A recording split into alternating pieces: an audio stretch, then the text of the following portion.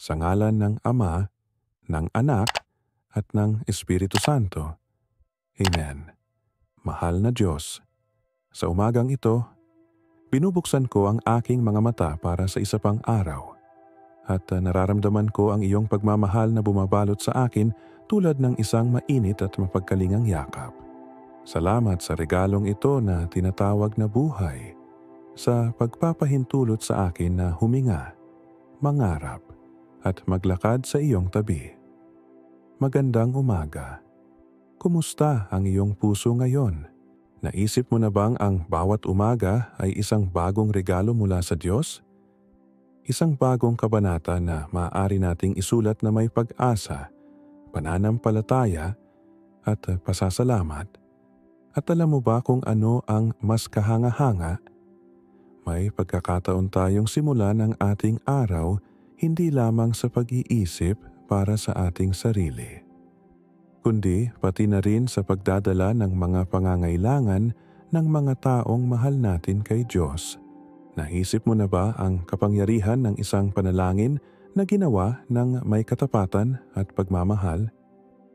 Nais kitang anyayahan na maging bahagi ng espesyal na sandaling ito.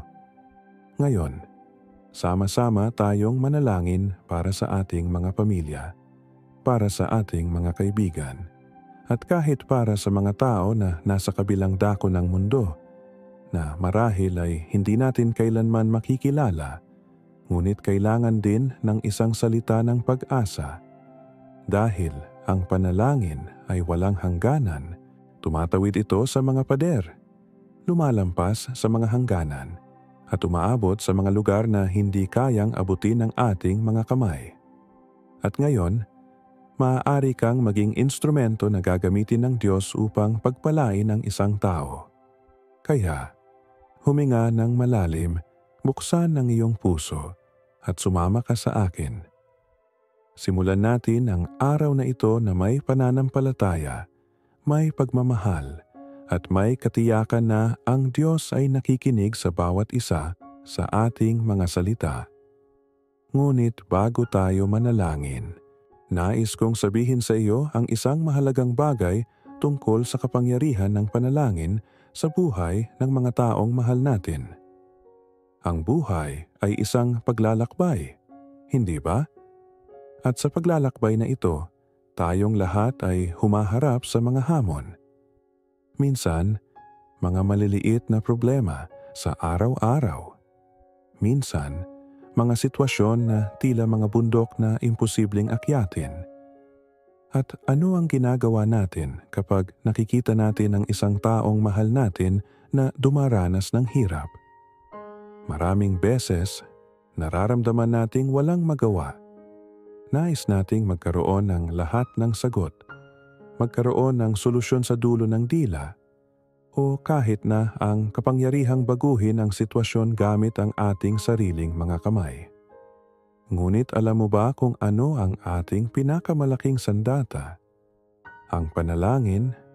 Ang panalangin ay hindi lamang isang kahilingan. Ito ay isang gawa ng pagmamahal.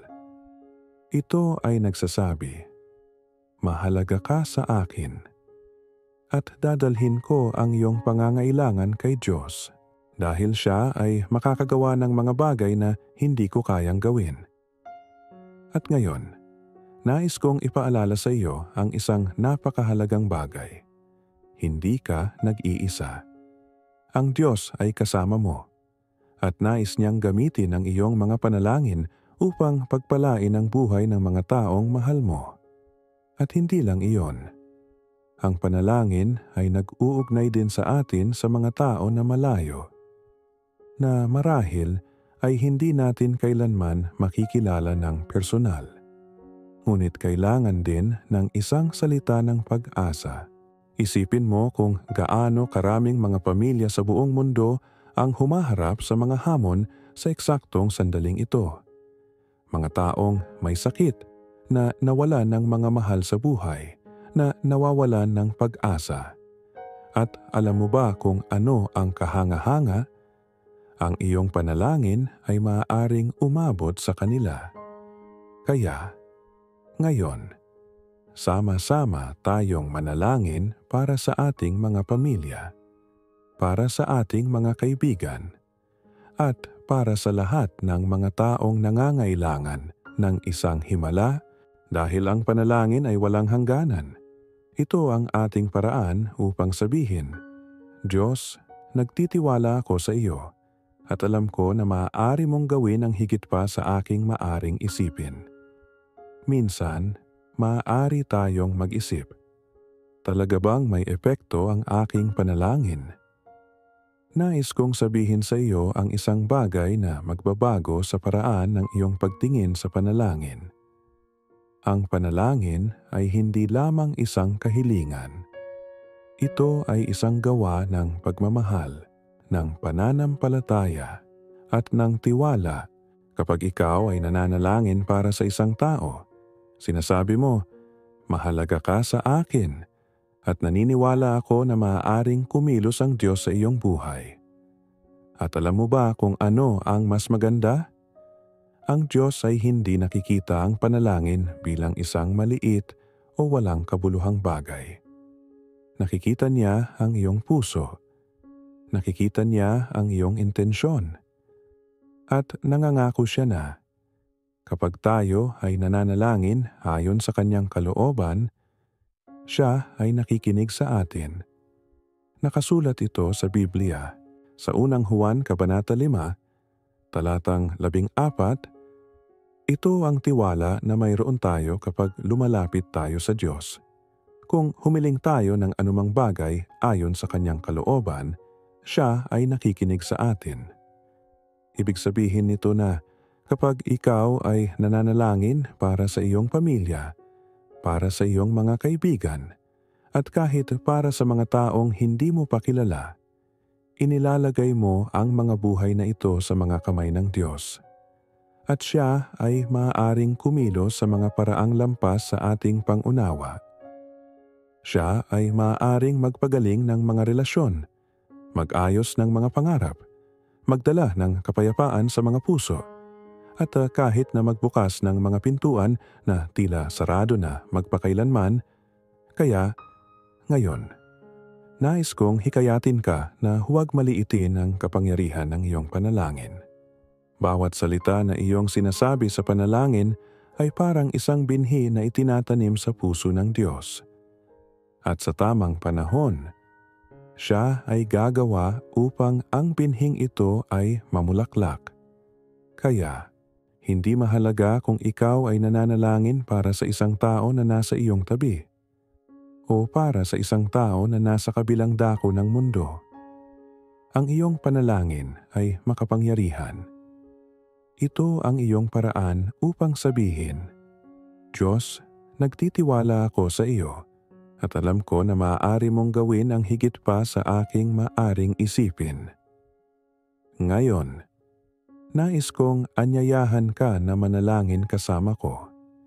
Sama-sama nating dalhin ang ating mga pamilya, ang ating mga kaibigan, at lahat ng mga taong nangangailangan ng isang himala kay Diyos dahil siya ay tapat at siya ay kikilos sa kanyang tamang panahon.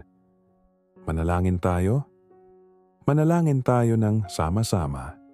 Isara ang iyong mga mata sa isang sandali.